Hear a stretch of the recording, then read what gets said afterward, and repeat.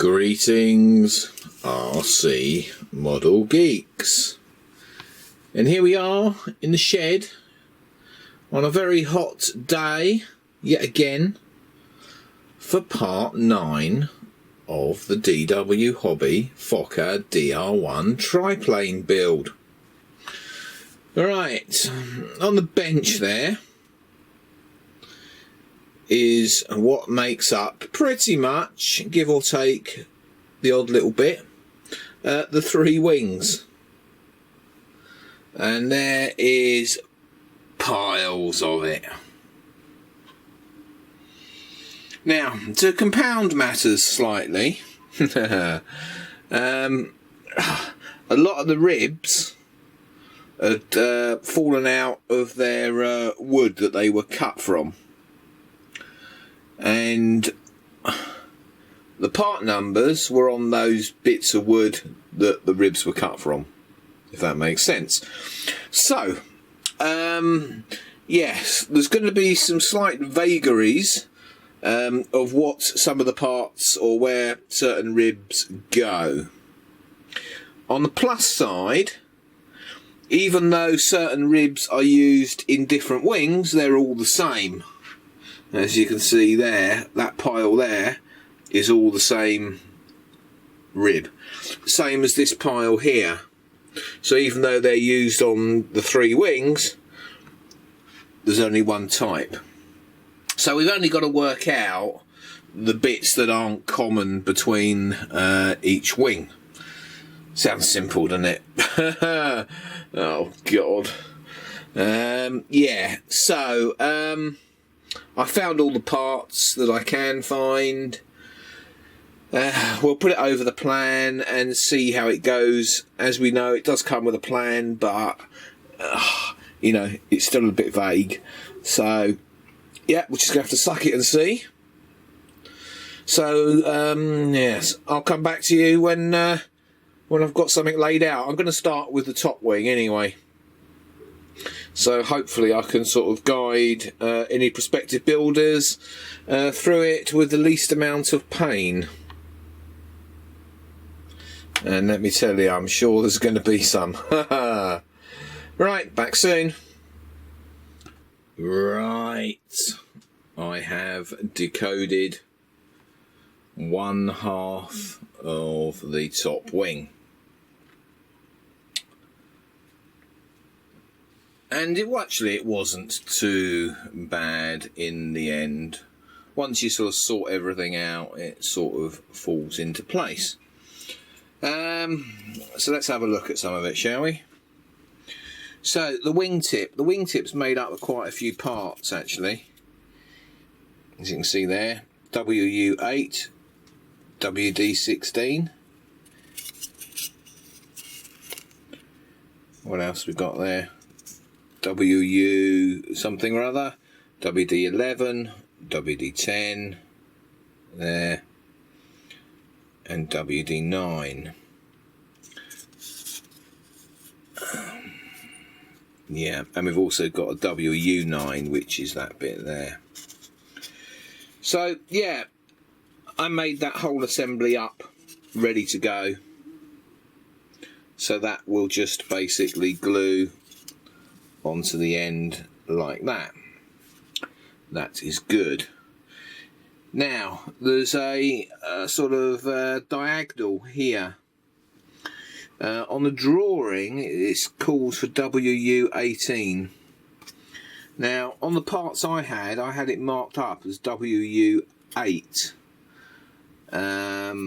originally, so I don't know whether that's a mistake in what they've marked when they laser cut it or not, but it is that part anyway, and there's only 2 of those for the whole wing, and that is the diagonal there.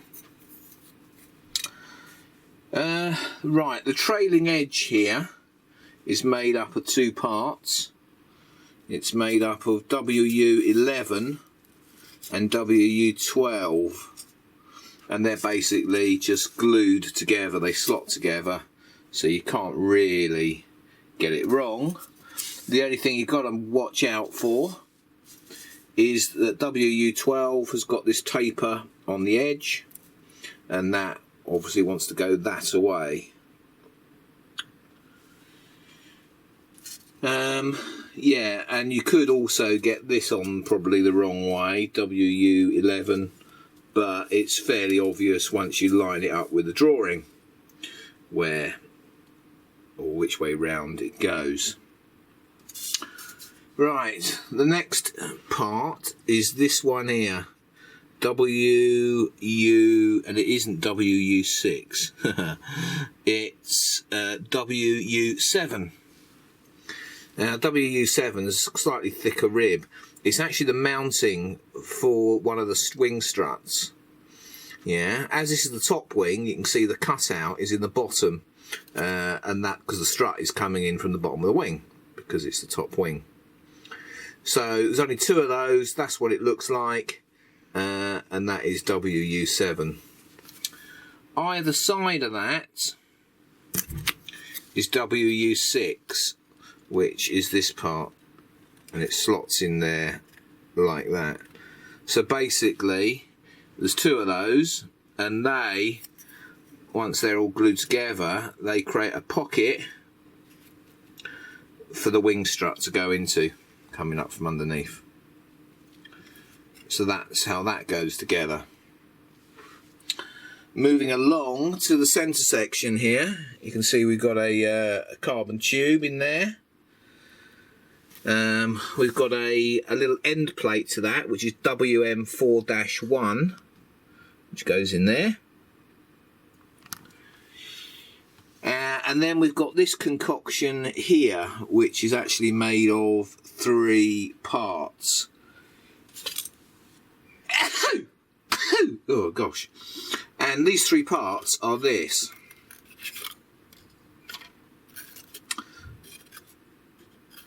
Alright, then that's actually 2 parts. Don't go taking this out thinking this is gash, because this is actually part of the bottom of the wing. Yeah, so that's 2 parts, and the 3rd part is this part, which goes over top of it, which is basically the frame for the servo box. So that is how that goes together. Right there, and you'll see there's a couple of slots in the rib to take that that frame,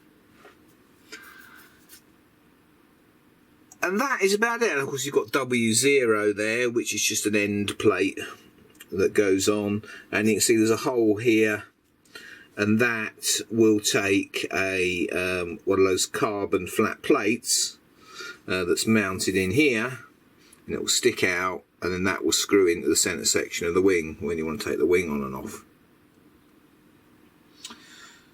The rest of these are, ignoring the normal size ribs, you've got all these half ribs along here. All the half ribs are the same for every wing. So hence there's a massive pile of them there. Now, there are a few variations in the thickness of them, I think just where they've cut it out of different sheet and stuff. And so what I'm aiming to do is to use the thicker ones closer to the root of the wing, and then thinner ones further out. Because the further out on the wing you go, the less loading there is on the wing. So you can get away with the thinner ones out there. If there are any, I mean there might not be in your kit, but you know there is a slight variation in the thickness of them. So you know, better off having the thin ones out at the tip than down here where all the loads are. There's 2 main spars, a top and a bottom one, there and there, and also shear webbing, which is 1 long sheet as well, which goes in there. The way I built this wing, I haven't glued it together really yet, this is just all slotted together, but the way I'm building it is I glued that bottom spar to the shear webbing first of all, So I had a sort of a stand-up structure that I could then build everything out of. And then it's just a matter of slotting in all the ribs and then dropping this top spar in. And that's the basics of it, really. Obviously you've got a little bit of carbon fibre leading edge there. And that is it. It's pretty simple once you work out all the parts. You know, what I've done is build sort of little sub-assemblies, like, you know, this rear part, the wing tip, the spar, and stuff like that. And that makes it a lot simpler to put together. And of course, you know, if you're building a kit and you can't work out what parts go where, the best option is to do the parts that you can do and see what's left over. And then it makes it much easier to work out where the other parts go. Right, I'm going to carry on. I'm going to get this wing glued up now, I think. I know I really want to get both top wings done today if I can. Otherwise it's going to take forever to finish this plane. Right, back soon. Okay, I'm pretty much done for the day. What's the time now? It's 5:30 on Sunday, and it is roasting hot in the shed. So yeah, I mean, the wing is basically, well, one half of the top wing is done. It's all glued together. Yeah, the bottom sheeting is all on there. So that's all good. The only other things to do to finish this half of the wing is I've got to glue in this attachment point, and that slides through a hole here through to here. There's no point doing that until I slide it onto the centre section of the upper wing, so that I can get the distance right for that screw hole to line up with the screw that's in that centre section. So I'm going to save that until I've made the other half of this top wing, and then I'll glue them all in together, because I'm going to epoxy those in, and I'm also just going to epoxy this tube in as well. Yeah, and I might just add a little bit more to tie it in across to that main spar as well. And then the sheeting goes over the top there. And that is then that wing pretty much done, apart from, you know, doing the aileron. So, yes, but we now know where we're going with this wing. It's not too difficult. It's very easy to put together, actually, once you know all the bits. So that's it. I'm going to call it a day, and I'll see you all tomorrow for part 10, is it, of the DW Hobby Fokker triplane build. Bye. Thank you for watching Captain Rob's RC Model Geeks. If you enjoyed the video, don't forget to click that like button. If you want to see more of the same type of videos, don't forget you can subscribe. If you want to support us, you can use PayPal, paypal.me/RC Model Geeks. If you want to contact us, you can email us rcmodelgeeks@gmail.com. We look forward to seeing you in the next video.